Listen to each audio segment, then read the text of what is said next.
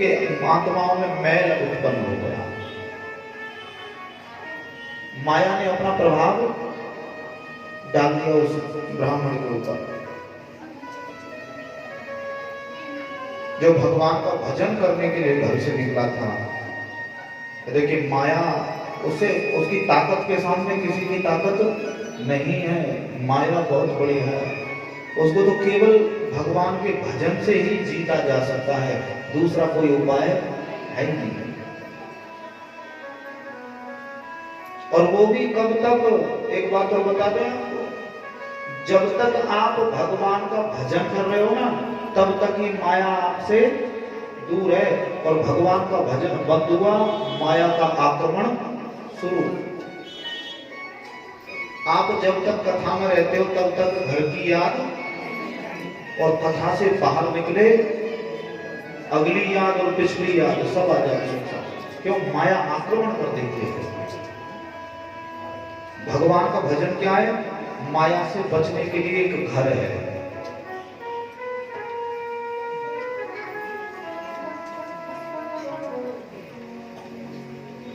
ब्राह्मण उस हाड़ मांस के शरीर को देख करके, जिसमें मलमूत्र भरा हुआ है, जिसमें केवल गंदगी गंदगी भरी हुई है, उस शरीर को देख करके उनके मन में मैल उत्पन्न हो गया। और उसको नारी बेचारी पतिव्रता है, उसके मटके के ऊपर एक मटकी रखी हुई है, वो जा रही है, और वो ब्राह्मण उसके पीछे पीछे चलने लगे।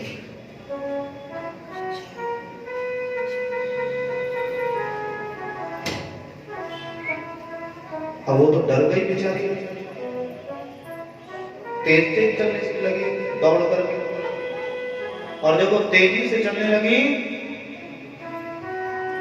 घर के पास में जाकर के तो उसका मटका फूट गया, वो गिर गया, और उसने अपने पति को आवाज लगाई,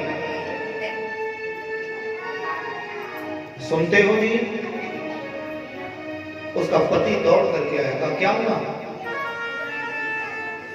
कहा इस ब्राह्मण को मैंने कुएं पे जल पिलाया था, और ये वहीं से मेरी तरफ देखता हुआ मेरे पीछे पीछे चला आया।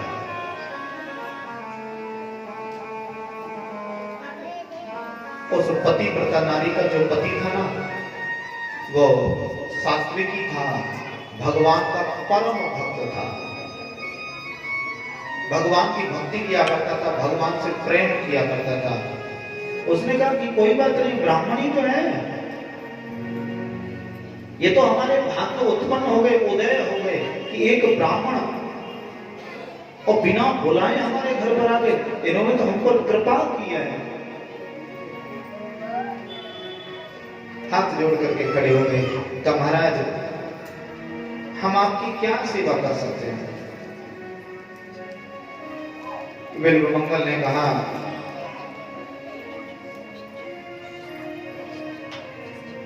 आपकी जो पत्नी है ना, कहां का, उसको हम एकांत में देखना चाहते हैं, अकेले में। उसने कहा कि ठीक है महाराज, कोई बात नहीं। पत्नी ने कहा कि महाराज क्या? तू चिंता मत कर, मैं बाहर ही हूं। एक कमरे में एक चौकी बिछा दी, और उस पर उस ब्राह्मण को बिठा दिया, बिल्वमंगल को, और अपनी पत्नी को उसके सामने बिठा दिया है। अब वो तो पतिव्रता है ना, उसके नेत्र नीचे की ओर झुके हुए हैं, और वो ब्राह्मण उसकी तरफ देख रहा है, और देखते देखते देखते देखते उसके नेत्रों से आंसू निकलने लगे, ब्राह्मण के नेत्रों से, बिल्वमंगल के नेत्रों से। और मन में विचार करने लगा कि मैं घर से निकला था भगवान की प्राप्ति के लिए, माता पिता भाई बंधु सबको त्याग दिया मैंने, केवल किस लिए? कि मैं भगवान को प्राप्त करूंगा।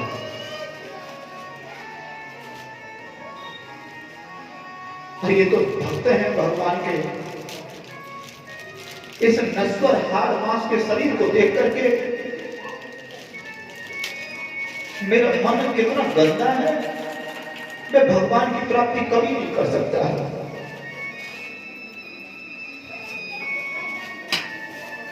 मन में सोचने लगे ये किसका कसूर है?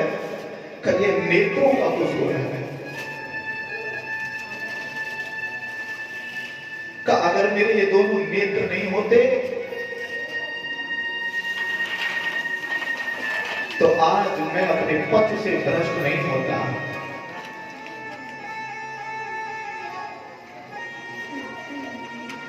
कई नेत्रों के कारण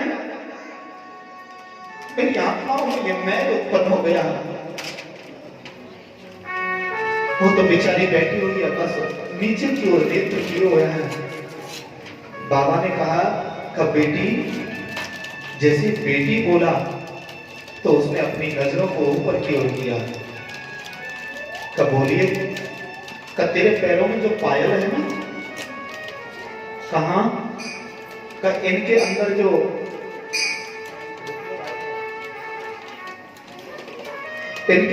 पेच लगे हुए हैं, इन दोनों पेचों को निकाल करके तुम मुझे दे दे। उसके पति की आज्ञा थी कि जो ब्राह्मण कहें वो तुम्हें करना है। उसने दोनों पायलों के पेचों को निकाल करके वो बिल्वमंगल को दे दिए। बिल्वमंगल ने उन पेचों को लिया। अब मन में सोचने लगे, अगर ये नेत्र नहीं होते तो आज मैं अपने पद से भ्रष्ट नहीं होता। ये सारा कसूर, सारा दोष इन नेत्रों का ही तो है। अरे ये नेत्र तो ऐसे हैं जिनसे भगवान के दर्शन भी नहीं हो सकते। तमोगुण होता है इसमें, रजोगुण होता है इस नेत्रों के अंतर्गत। भगवान तो मन की आंखों से दिखाई दे देते हैं। नेत्र, ये सांसारिक नेत्र जब बंद होते हैं और मन के नेत्रों को जब खोलते हैं और भगवान के बारे में सोचते हैं तो भगवान सामने आ जाते हैं। दोनों पेचों को लिया और अपने नेत्रों के अंतर्गत में डाल लिया। दोनों नेत्र फूट जाते हैं, रक्त की धार बहने लगी। वो डर गई, दौड़ करके गई और जाकर के अपने पति से कहा,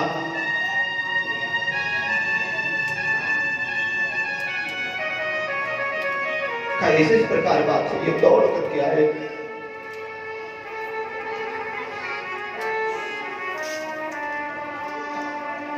देख करके बेहाल हो गए। उनका इलाज करवाया।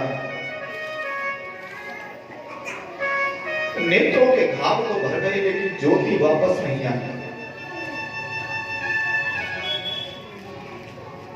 पति पत्नी ने कहा कि महाराज अब आप कहां जाओगे? आप यहीं पर रहो, हम आपकी देखभाल करेंगे, आप अपनी साधना यहीं पर करो। उस ब्राह्मण ने कहा कि नहीं, मैं यहां पर नहीं रहूंगा, मुझे जाना होगा। जिसके लिए मैंने परिवार, घर, संसार को त्यागा है, मेरी देखभाल भी वही करेगा। उन्हीं बिल्वमंगल नाम के ब्राह्मण का नाम सूरदास हुआ, जो संसार में सूरदास के नाम से विख्यात हुए।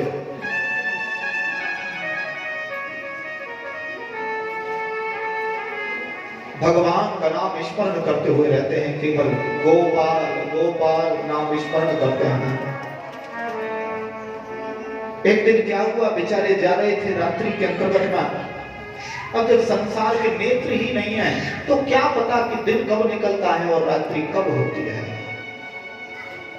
रात्रि के 12 बज रहे हैं, उनको पता नहीं है। चले जा रहे हैं बेचारे गोपाल गोपाल कहते हुए।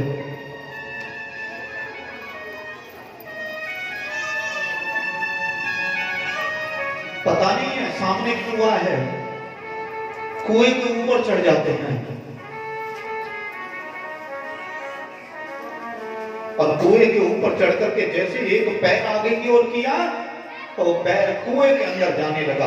बाबा गिरने वाले थे, तभी एक बच्चे ने हाथ को पकड़ लिया। तब बाबा, अरे तुम कहां जा रहे हो? आगे कुआं है, गिर जाओगे। का कुआं है? कहां? कब किसी ने बताया नहीं मुझे आगे कुआं है। वो बच्चे ने कहा कि बाबा रात को 12 बज रहे हैं, अर्धरात्रि का समय है, सब लोग अपने अपने घरों में सो रहे हैं, कौन बताता तुम्हें कि आगे कुआं है। बाबा ने कहा रात्रि के 12 बजे तो तू कौन है। कब मुझे नहीं पहचाना। कब नहीं तो अरे मैं तो वही हूं जो तुम्हारी कुटिया के पीछे रहता हूं। मेरा नाम गोपाल है। नित्य प्रतिदिन तो तुमसे मिलने के लिए आता हूं मैं, तुम पद गाते हो मैं सुनने के लिए आता हूं। बाबा समझ गए ये कोई और गोपाल नहीं है, ये वही है। बाबा ने अपने दूसरे हाथ को बढ़ाया और गोपाल के हाथ को पकड़ना चाहा, लेकिन भगवान वहां से दूर हो जाते हैं और हंसने लगे हैं। बाबा के फूटे नेत्रों में से आंसू निकलने लगे। हे गोपाल, अरे मैं बुढ़ा हूं, मेरे अंदर ताकत नहीं है, इसलिए तू अपनी ताकत मुझे दिखा करके और तूने मेरे हाथ को फट से छुड़ा दिया और दूर चला गया तुमसे।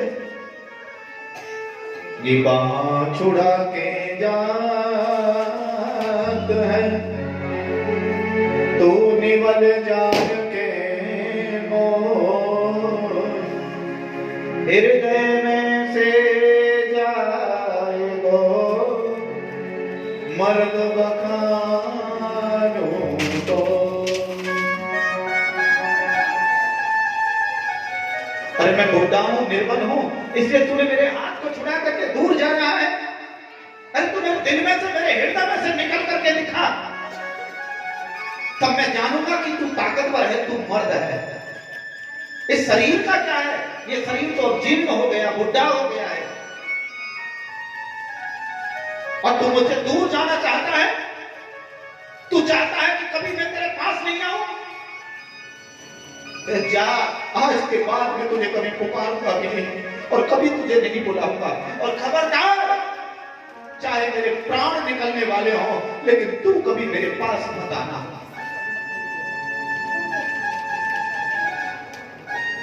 भगवान के नेत्रों में अश्रु बिंदा गए, दौड़ करके गए, बाबा के कलेजे से जाकर के लग गए कि बाबा, अरे तू मुझे नहीं बुलाएगा तो मैं कहां जाऊंगा। तेरे गाए हुए पदों को तो सुन करके मुझे मेरी आत्मा को तृप्ति मिलती है, शांति मिलती है। मुझे सूरदास जी महाराज पद गाया करते थे, भगवान उनके सामने बैठ करके सुना करते थे। जिस पद को भूल जाते थे ना सूरदास जी, तो भगवान क्या करते, उनको याद दिलाया करते थे, उस पद को पूरा कर दिया करते थे। जिस पद को सूरदास जी ने गाया उसमें सूरदास लिखा होता है, और जिसमें भगवान ने पूरा किया उसमें सूर श्याम लिखा हुआ होता है। बोलिए सूरदास जी महाराज की जय। तो बात किसकी आती है, बात आती है भक्ति की।